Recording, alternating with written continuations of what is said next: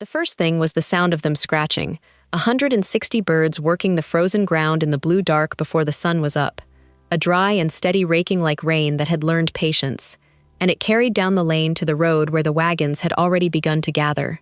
It was 6:15 on the coldest morning of that third autumn, and the wagons stood nose to tail along the fence, more of them than the little place had ever held, farmers and their wives and their grown sons with their hats already in their hands, though no one had asked them to take them off.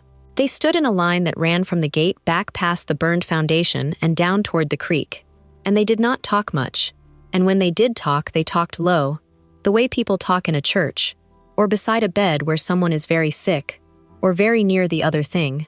They had come for what was in her yard. Every last one of them had come for what had grown out of the one piece of ground they had all agreed, out loud and to her face, would never bear so much as a weed.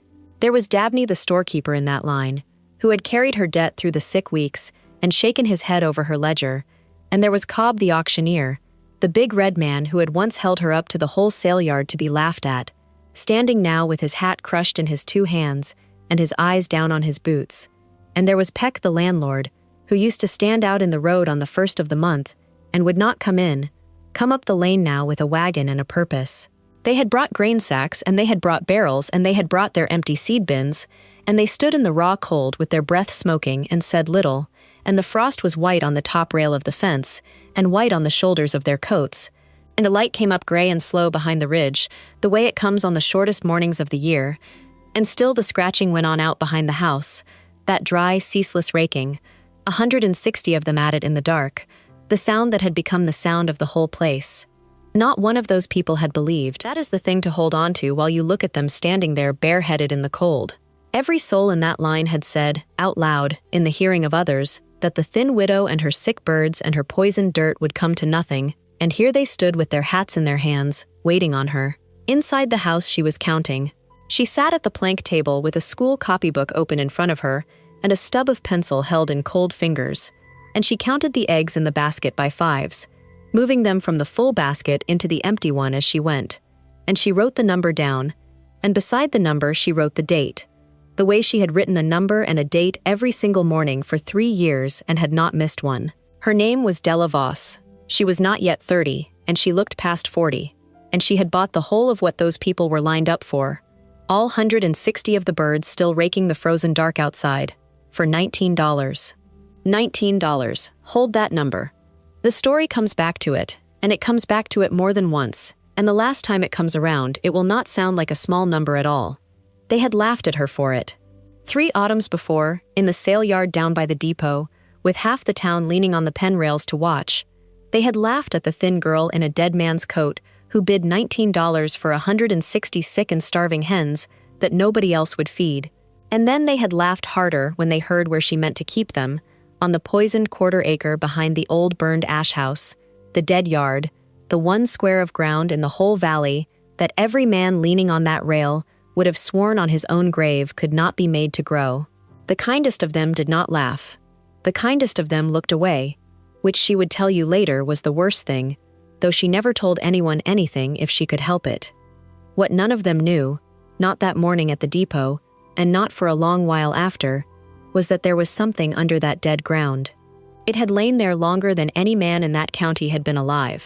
It sat beneath the hard pan in the low corner of her yard, packed and cold and quiet and waiting, worth more than the house and the land and every bird on the place put together, and not one living soul knew it was there. Not the men who laughed, not the smooth man who would come later in a good coat with a folded paper to try to take it.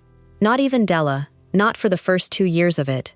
Only the hens knew, in the way that hens know a thing, which is to say, they did not know it at all, and they found it anyway, because they never once stopped scratching. So hold that.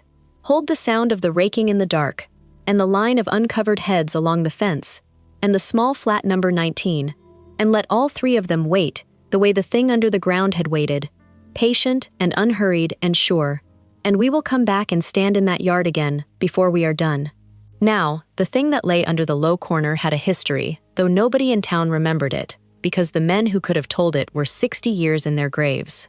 Before there was a depot, before the rail even, when the whole valley was stumps and green timber, and the first hard men were burning off the woods to make their fields, There had stood on that quarter-acre a works. They called it the ash house. It was a long, low shed of hand-hewn oak, with a stone floor and stone bins, and its whole purpose in the world was ash. The men who ran it bought the ash of every hearth and every burned stump for miles, the fine gray leavings of good hardwood, oak and hickory and sugar maple, and they carted it in by the bushel and stored it dry in the stone bins, and they leached it and boiled it down into potash and pearlish and the strong lye for soap, and they sold it east in barrels for more money than corn ever brought. Wood ash was a cash crop in those years, the way a man now thinks of tobacco. There was gold in a cold gray heap of it if you knew what it was, and those men knew. In the low corner of the yard they had dug and stone-lined a great pit, deeper than a man is tall and wider than a wagon, and into it they poured the ash they could not sell that season. The overflow, the good dry hardwood ash banked away against a leaner year, packed down and covered against the rain. Hundreds and hundreds of bushels of it laid by like grain in a bin. And then, in a dry August that the old records called the Year of the Great Burning, the ash house took a spark from its own furnace and went up in one white afternoon, roof and beams and bins and all, and the men who ran it were ruined by it and moved on west and were not heard from again. The fallen timbers burned down over the pit, and the winter rains sifted char and clay in over the top of that, and the weeds that would grow anywhere would not grow there. And year by patient year the ground closed over the stone rim of the pit like a wound sealing over a thing left inside it, until there was nothing to see but flat dead dirt, and no man alive who could tell you the pit was there. But it was there. Under the hard pan, dry as the day it was banked, sat that whole buried fortune of hardwood ash, waiting for something patient enough to come and scratch it back up into the light. It would wait 60 years. It would wait for her. And here is the cruel and beautiful arithmetic of that buried ash, the thing the whole story turns on, for it was the very same substance that had killed the top of the ground and saved a fortune under it. The lye those ashmen had leached and spilled across the surface was ash robbed of its strength and turned caustic, and that soured and sealed the dirt and left it dead. But the ash banked whole and dry down in the stone pit, never leached, never spoiled, was the pure thing itself, and the pure thing was wealth. Good hardwood ash was potash, and potash was the salt that soap is boiled from and glass is made clear with, and worn-out fields are fed back to life with, and it brought hard cash by the barrel in a country that had precious little hard cash to go around. A man who owned 400 bushels of it owned, in a gray and dusty and unlovely form, a small fortune sitting still. But no man owned it, because no man knew, because the ones who had banked it were dead, and the paper that named it was lost, and the town's whole memory of the place had shrunk down to 2 words and a warning to children. The ground had done what patient ground does with a thing set into it. It had drawn the pit and the stone and the banked grey-worth down, and sealed them over, and kept them. Faithful as a grave and secret as a grave. Not destroying the value, but only burying it. Holding it in the cold and the dark, against the one day something patient enough would come, and want it badly enough to dig, season on season, without ever being told it was there. The ash did not rot. The ash did not care. The ash waited the way only a dead-seeming thing can wait, which is to say with no waiting in it at all. Go back now, all the way back, to the winter she had nothing, because that is where the true beginning of it is. The winter her husband died, she was 26 years old, and she owned, when you counted it honestly, almost exactly nothing. She owned 1 iron bedstead with a corn-shuck tick on it. She owned a plank table and 2 chairs, one of which her husband Tom had mended with baling wire the spring before the mill flywheel let go and took him, and a cook stove that drew badly, and a churn, and a copper boiler, and a washtub. She owned 3 plates, and a skillet and a kettle, and the pewter spoons her mother had left her. She owned Tom's winter coat, which was too big for her in the shoulders, and which she wore anyway, because it was warm, and because it was the last warm thing of his in the world. She owned the clothes on her body, and 1 other dress. She had, in a snuff tin on the shelf, $4 and some odd cents, and against that she owed $11.40 at Dabney's store, run up over the sick weeks, and she owed the doctor $2 he had already told her to forget, and that she did not mean to forget, and she owed the rent on the 2-room house to a man named Peck, who came the first of every month and stood in the road and would not come in. She had no land. She had no people near enough to help, her mother gone and her father gone and a brother somewhere in Kansas who did not write. She had no child yet, and now would have none of Tom's, and that was its own kind of debt that no ledger holds a column for. She had no trade but the ordinary trades of a poor woman, washing and mending and the keeping of a garden she no longer had ground for, and she had, past all of that and under all of that, one thing the town could not see, and would not have counted as worth a cent if they had. She could sit still. She could watch a thing a long time without needing it to change. And she counted. She had counted since she was small, counted stitches and counted stars, and counted the fence posts on the walk to the store. Not from any nervousness, but because a counted thing was a known thing, and a known thing could not lie to you the way people did.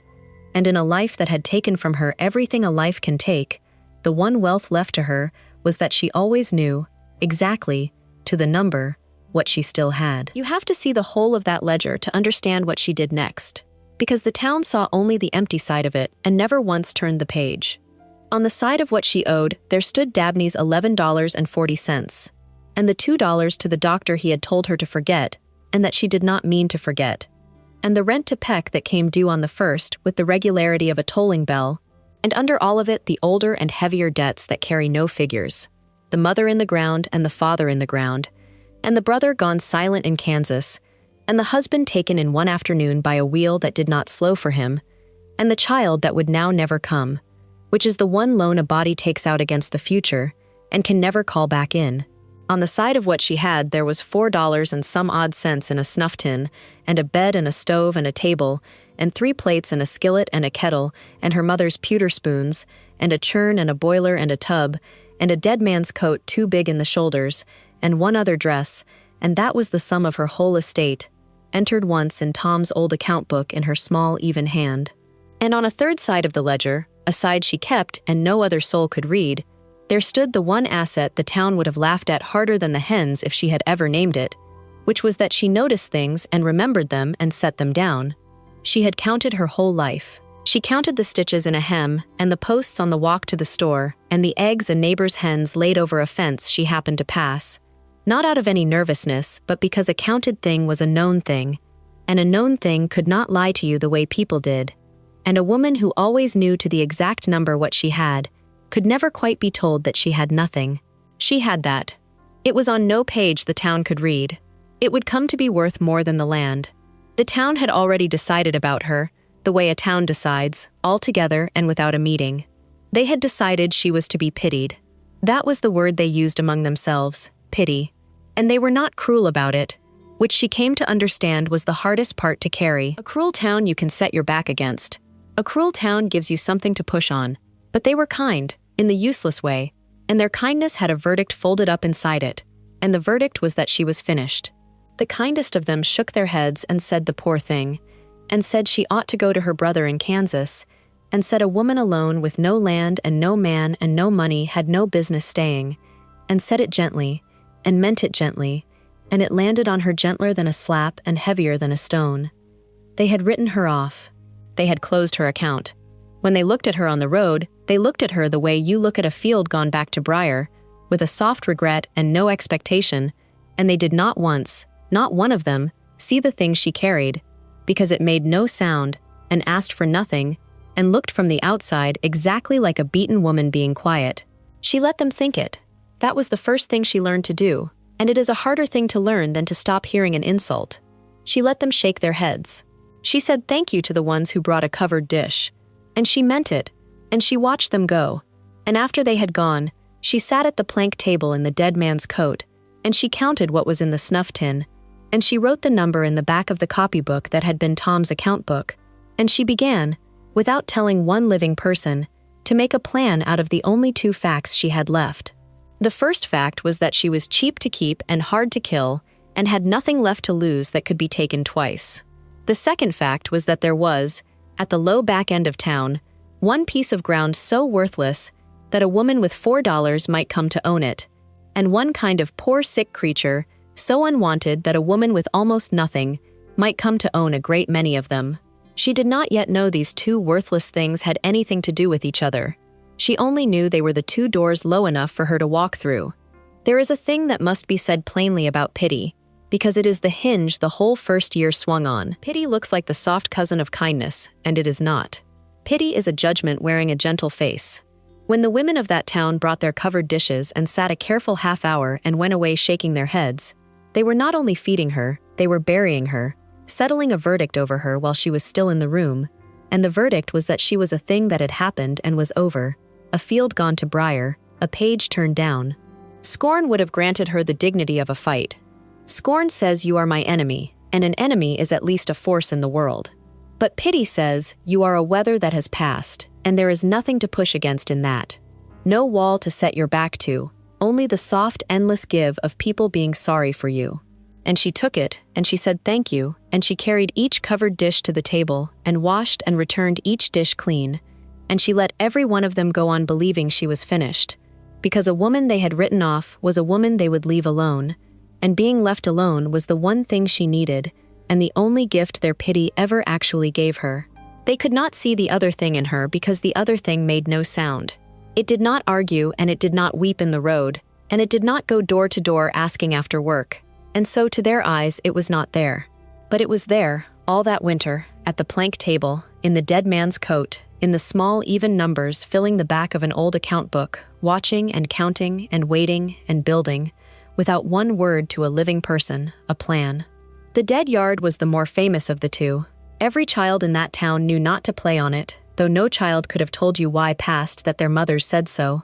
It had a name, and the name was just the dead yard, and it had a history the way a haunted house has a history, half remembered and half made up, and the shape of the true history was this.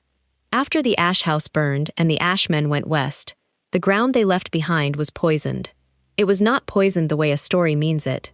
It was poisoned the plain way. For 30 years those men had leached strong lye through that soil and spilled the caustic runoff of their boiling across it. And lye is the enemy of every green thing, and where it soaks deep, it burns the life out of the dirt and locks it up hard. And on top of that, the constant carting and dumping, and the tread of oxen had packed the surface down until it was hard as a swept church floor and would not take water at all. Rain stood on it in flat pans and went nowhere and dried to a crust.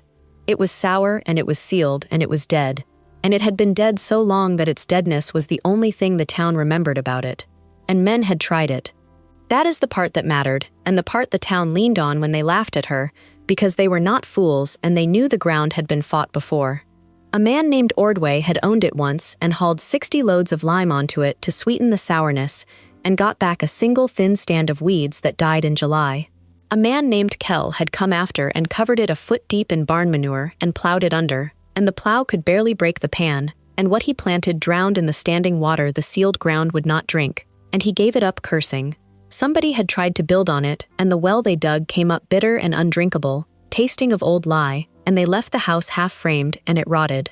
Every honest, sensible, expensive fix that good farming knew had been thrown at that quarter-acre by men with more money than Della would ever see, and the ground had beaten all of them, and swallowed their lime and their manure and their labor, and given back nothing, and closed over the top of it flat and gray and dead.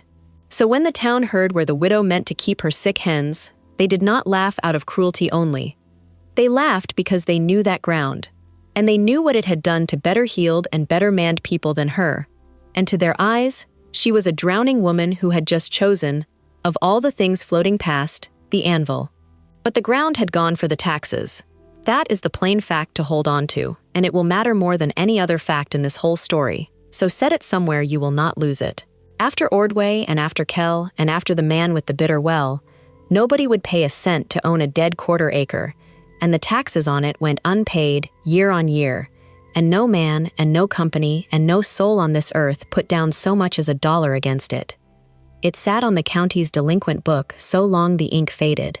No man had paid 1 cent against that ground in longer than the boys leaning on the sail rail had been alive, and no company either, whatever paper any company might once have set its name to, for a reserved right is only ever as good as the ownership beneath it, and there was no ownership beneath it anymore, only the county, and its faded book, and its standing offer to sell the dead thing to anyone fool enough to want it. And in the spring after Tom died, Della Voss walked into the courthouse in the too big coat with her $4 and the little she had scraped past it, and she paid the back taxes on the dead yard down to the last penny, and they gave her a tax deed for it, signed and sealed and witnessed, and entered in the county book, and the deed conveyed to her, in the old words the clerk read out board and fast, the whole of that parcel, and all buildings and all improvements, and all things standing upon it and lying beneath it, forever.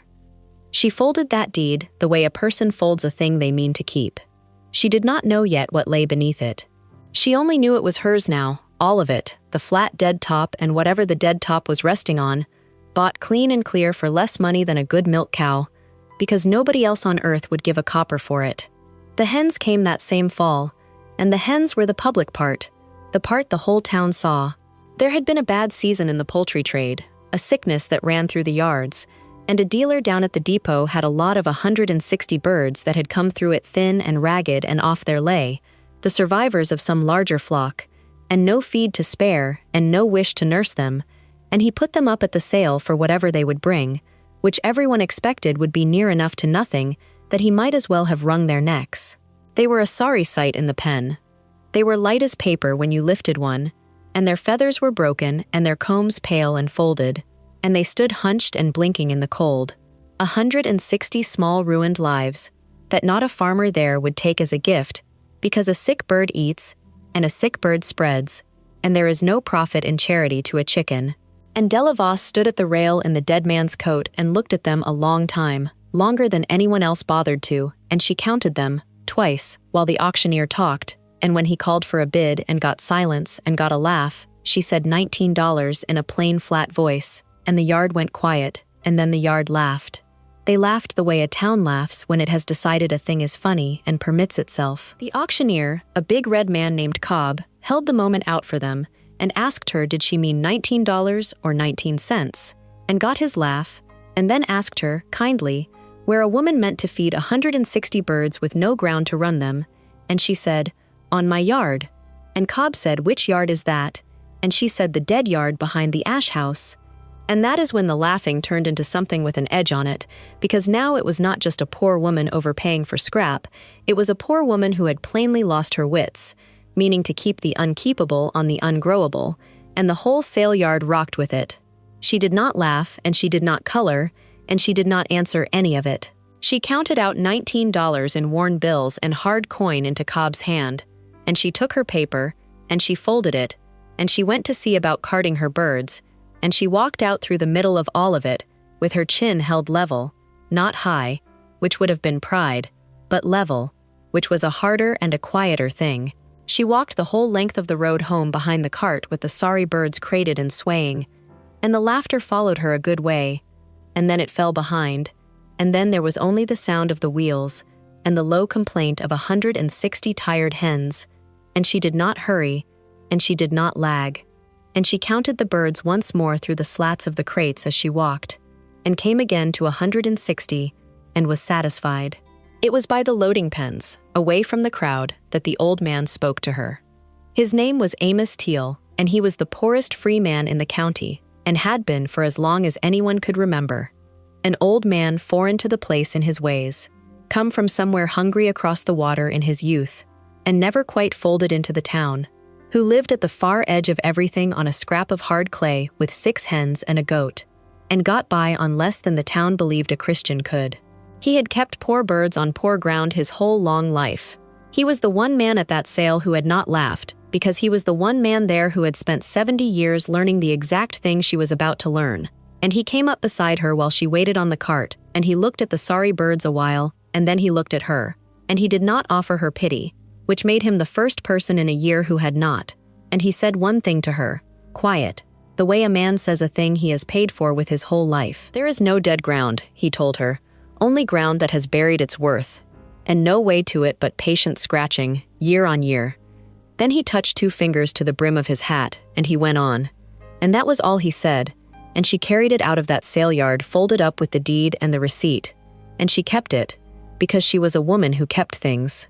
Now here is the part a skeptic has to be brought over on, because if you do not believe this part, then the rest of it is just a pretty story, and it is not a pretty story, it is a true one, and it works the way true things work, slowly and for reasons. What she meant to do, and what she did, was let the hens repair the ground, not by magic, by the plain animal work a hen does when a hen is only being a hen. A chicken's whole nature is to scratch, all day and every day, raking and turning the top of the earth to hunt the seed and the bug and the worm. And where you keep a great many of them close together, they will tear the surface of any ground to pieces in their hunger. And while they tear it, they drop their manure across it. And hen manure is the hottest and richest there is. So strong a man must age it before he dares put it on a garden. So she pitched a low fence and split the dead quarter-acre into narrow runs, and she crowded the whole 160 into one narrow strip at a time, close and thick, and she kept them there, scratching and dunging that one strip until they had broken its sealed crust to a fine tilth and blackened it with their droppings. And then she moved the fence and moved them onto the next strip and let the first rest under the rain and worked her way across the dead yard, one narrow band at a time, the way you would eat a hard thing one bite at a time. It did not look like much for a long while, and that is the truth of all real work. The first strips she cleared were still sour under the new black top and grew little the first year but the coarsest weeds, and she pulled those and fed them back to the birds and let the manure keep coming.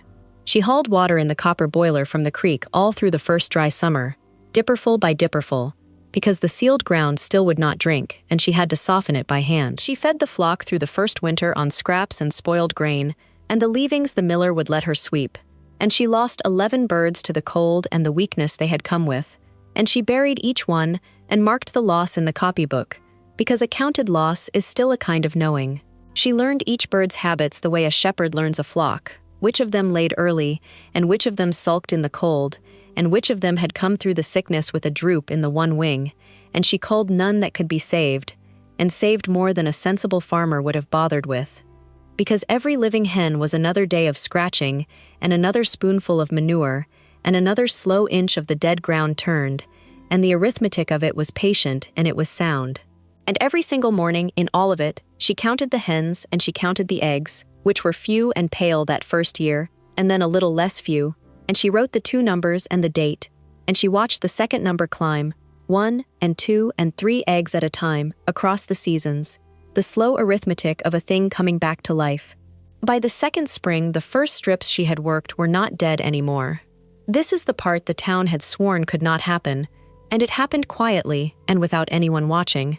The broken, dunged, rested ground had begun to drink the rain instead of shedding it, and worms had come into it, which are the surest sign there is that dead dirt has turned the corner into living soil, and the manure had fed the sourness down and sweetened what 30 years of lie had soured, and where she scattered a little seed the green came up thick and dark and stood. She put in beans and greens and a patch of corn on the oldest strips, and it grew the way ground grows when it has been starved and is fed at last, rank and glad and heavy, and she ate from it and fed the surplus to the birds and sold a little at the edge of the road. And the hens, well fed now and healthy and settled, had come into full lay, 149 of them by her count, and were giving her more eggs than one woman could eat or sell in that small place, so that the copybook filled with rows of climbing numbers, and the dead yard, strip by strip by strip, went black and living all the way across. And in the low back corner, the corner she worked last because it was the lowest and the hardest, and the ground there packed like iron, the hens had taken to gathering to dust bathe in a hollow they were slowly, day on day, scratching down into. It was the boy who first saw what the gray was. By then there was a boy about the place, a thin grave child of 11 or 12 named Emmett, half orphaned, his father dead in the same mill, and his mother taken to the wash-house work in the next town.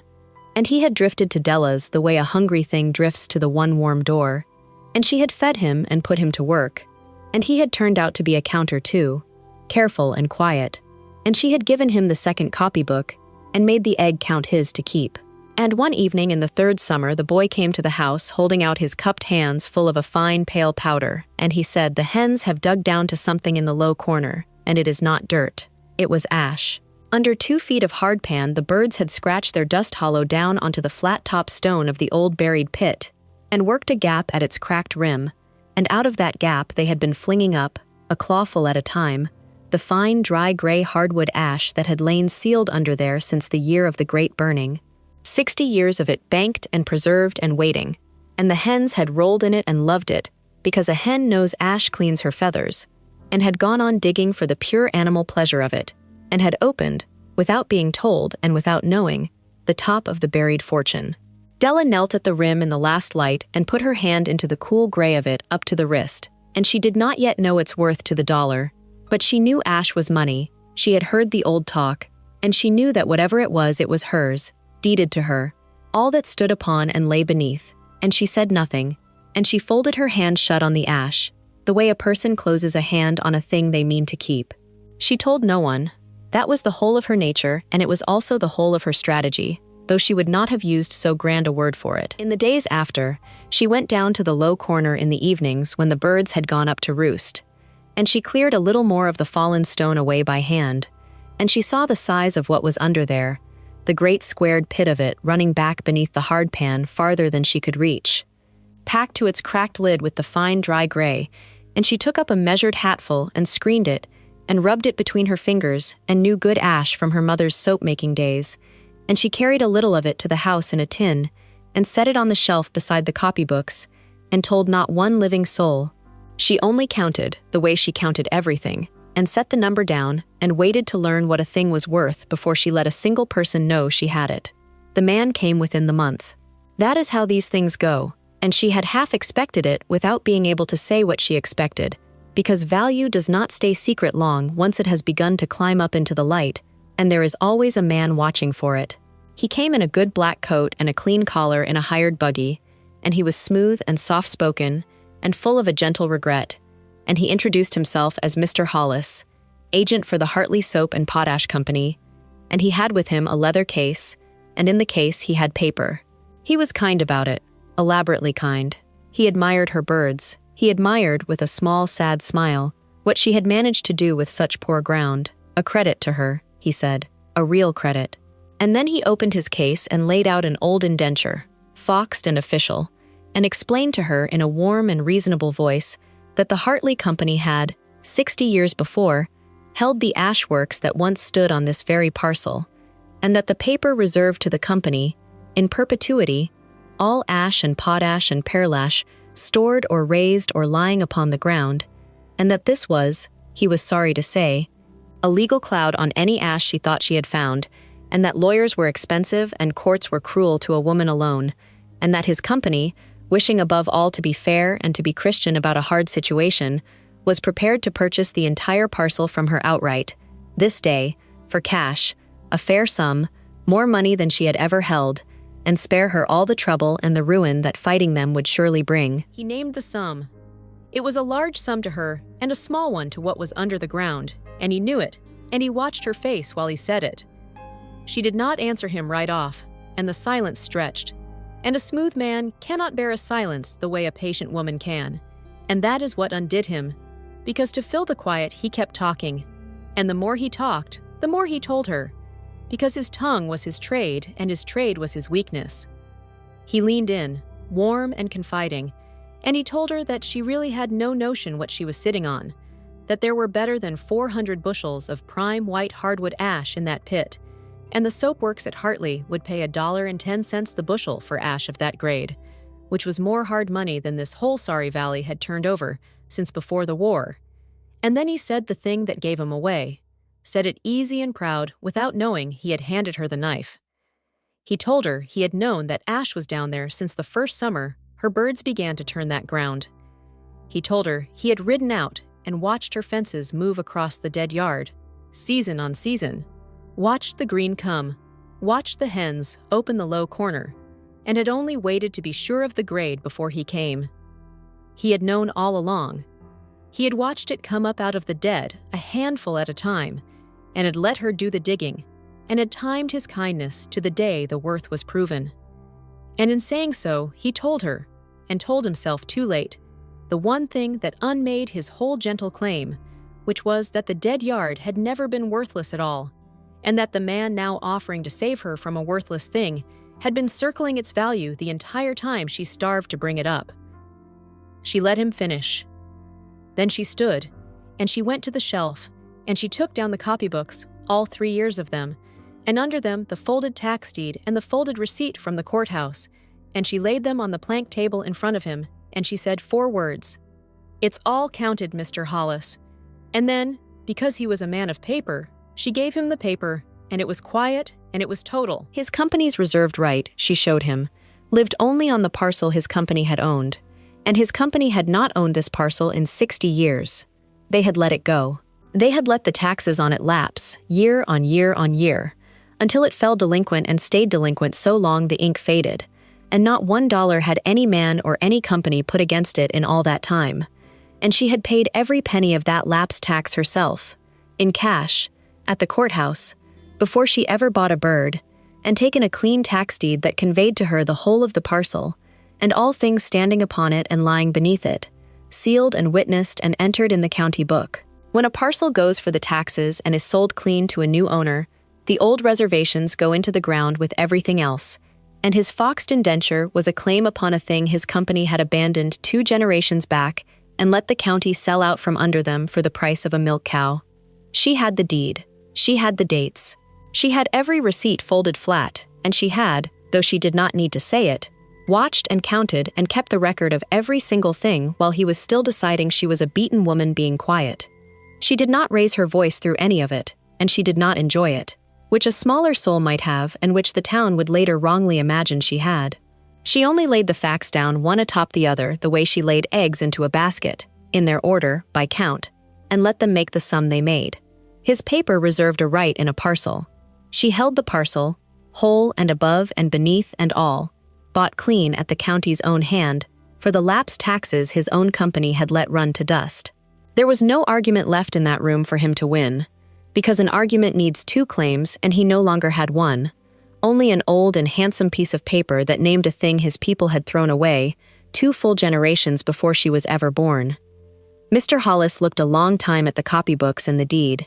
Then he closed his leather case, and he did not raise his voice, and he did not threaten, because there was nothing left in the case to threaten with, and he wished her a good day in a smaller voice than he had come in with, and he drove his hired buggy back down the lane, and he left town on the evening train, and he did not come again. Then the dry years came, and the dry years were what turned the whole town around, because a town does not change its mind on account of one woman's small green yard, but a town will change its mind fast when its own ground fails and hers does not. It came on slow, and then all at once, 3 seasons of thin rain and hard sun, and worse than the drought was the plain exhaustion under it, for the valley had been farmed hard and greedy for 2 generations, corn on corn on corn, nothing put back, and the good black bottoms that had carried the town so long had been spent down the way a purse is spent that is never filled, and the dry years only showed everyone at once the debt that had been running up unseen. The fields went pale and packed and gave out. The corn stood knee-high and tasseled early and made nothing. Men who had laughed at her in the sale yard watched their own ground turn as flat and hard and unwilling as the dead yard had once been, and they hauled what lime they could afford, and it did not answer. And they had no manure to speak of, because the exhausted ground grew no feed to keep the stock that would have made it. And they were caught, all of them, in the trap that patient work is the only road out of, and that no man wants to hear about in a year he is already hungry. And her 1/4 acre, alone in all that valley, was deep and black and open and alive. 3 years of 160 hens had built her a soil a foot deep and dark as coffee and soft enough to sink your arm in, that drank every rain and held it, rich past anything the tired bottoms could remember being, and under the low corner sat 400 bushels of the finest potash ash in the county, which is nothing more nor less than the concentrated worth of 100 hillsides of burned hardwood, the very thing that starving ground was crying out for. She had eggs when no one had eggs, and started pullets to sell when every wise farmer suddenly wanted hens of his own to do to his ground what hers had done to hers, and she had ash, screened and dry and measured by the bushel, the exact medicine the whole sick valley needed spread across its fields. What she had been mocked for owning had become the one thing for miles that everybody needed, and the road to her gate filled with the wagons of the people who had laughed. So watch what she did, because this is the true hinge of it, and it is not the money. She did not gouge them, and she did not give it away, and both of those would have been the easy thing and the foolish thing, and she was neither easy nor a fool. She set a fair price. She said it plainly, and she said it the same for every man, a fair dollar for the ash by the bushel, and a fair price for the eggs and the pullets. Not the ruinous price a hard year would have let her charge a desperate neighbor, and not a low price either, because a low price is a kind of pity, and she had learned in her own flesh exactly what pity was worth, and would not hand it to another living soul. a fair price, level, like her chin, and to the ones who came with nothing, the burned out and the widowed and the boys trying to hold a dead father's farm, she did the thing that made the legend, the thing they still tell. She sold to them on nothing but their word. She let them carry off the ash and the pullets on credit against a harvest that did not yet exist. A handshake and a name written in the copybook. No lien and no interest and no witness but the two of them, because she had once been the person no one would extend a thing to but a covered dish and a shake of the head. And she had decided, somewhere in 3 years of scratching a dead yard back to life, exactly what she would do with worth if she ever came to have any. That was the win, not the 400 bushels, that. Which brings us back around to that cold 6:15 morning in the third autumn, and the wagons nose to tail along the fence, and the men standing with their hats already in their hands. Now you know what they were lined up for, and why they had bared their heads without being asked.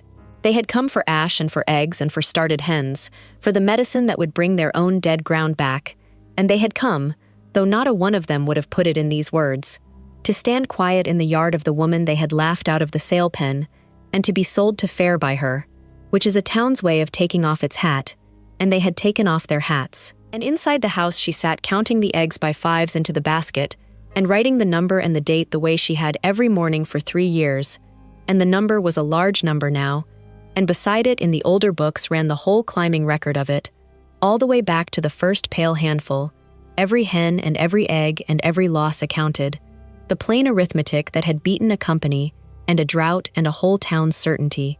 160 starving hens, $19. Set that small flat number down now beside 400 bushels and a road full of wagons and a soil a foot deep where the ground had been dead 60 years, and hear how it has changed, though not one digit of it has moved.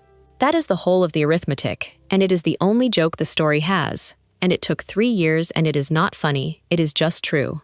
And afterward, when she was old, the accounts all closed out the way accounts do in a life that was kept honestly. Old Amos Teal, who had given her the one true sentence and no pity, she set up on good ground with a good flock in his last years, and never let him want for a thing, and he lived out his time warm and fed and unhurried, and when he went content, on a full stomach in a soft bed, which is more than the town had ever thought to give the poorest free man in the county.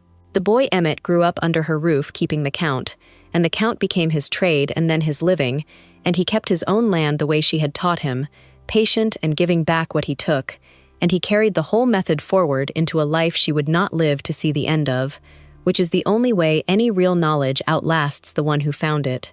The smooth Mr. Hollis was never heard of again in that valley, and his foxed paper went to dust in some far office, beaten not by law and not by money but by a woman who had folded her receipts.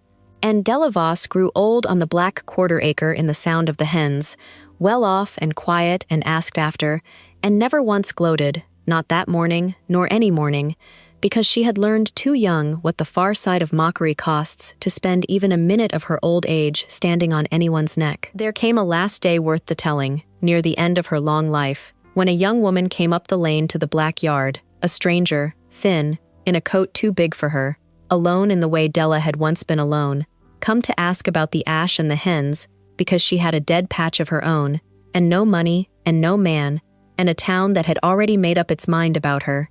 Della was very old then, and moved slow, and she took the young woman down to the low corner where the hens still worked and the gray still showed, and she looked at her a while, the way old Amos had once looked at her, and she gave her no pity, and she gave her instead the one thing worth giving, the sentence, whole and unchanged, the way it had been handed to her across 60 years and a sale yard, and a whole life of proving it. There is no dead ground, she told the girl, only ground that has buried its worth, and no way to it but patient scratching, year on year. Then she touched 2 fingers to the brim of her hat, the way the old man had, and turned back toward the house, and left the girl standing at the rim of the pit in the low sun, and behind them both, going on and on the way it had gone on before. Either of them was born and would go on after, steady and unhurried and sure, patient past all pity, and past all mockery, and past every hard year the valley could throw, was the sound of the hens, scratching and scratching and scratching still.